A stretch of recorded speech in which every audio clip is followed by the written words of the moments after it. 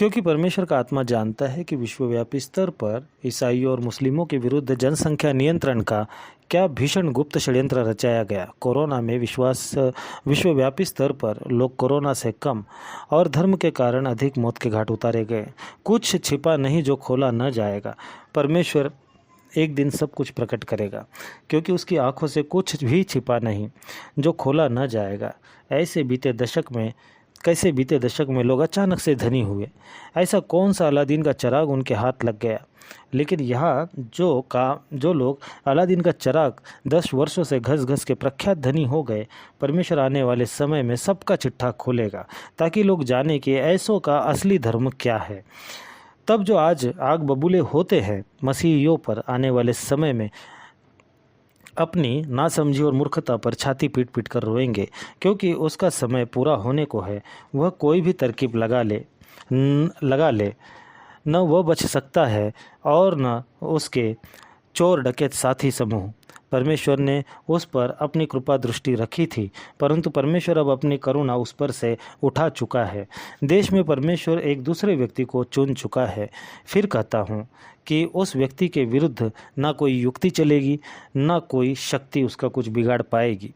जो उसके विरुद्ध कोई षड्यंत्र करेगा, जो उसकी हानि की युक्ति करेगा, वह स्वयं अपनी हानि की युक्ति करेगा। उसकी तैयारी का समय पूरा हुआ। अब समय आ गया है कि परमेश्वर शासन उसके हाथ में सौंप दे, क्योंकि परमेश्वर ने देश की दुख भरी चिल्लाहट को सुन लिया है।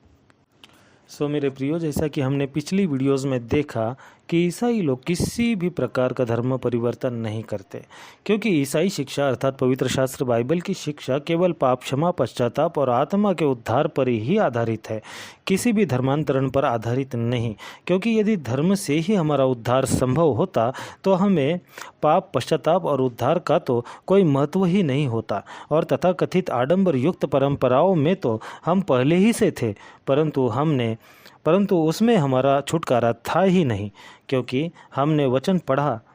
क्योंकि तुम जानते हो कि तुम्हारा निकम्मा चाल चलन जो बाप दादों से चला आता है, अर्थात पारंपरिक प्रथा जो बाप दादों से चला आता है, उससे तुम्हारा छुटकारा चांदी सोने अर्थात नाशमान वस्तुओं के द्वारा नहीं हुआ, परंतु निर्दोष और निष्कलंक मेमने अर्थात मसीह के बहुमूल्य लहू के द्वारा हुआ है। और यही उद्धार का मार्ग है, क्योंकि वचन कहता है, क्योंकि परमेश्वर ने जगत से ऐसा प्रेम रखा कि उसने अपना एक लौता पुत्र दिया, ताकि जो कोई उस पर विश्वास करे वह नाश न हो परंतु अनंत जीवन पाए। कोई धर्मांतरण करके उद्धार नहीं पा सकता। ऐसा कोई है तो वह सहर्ष अपने पुराने जीवन में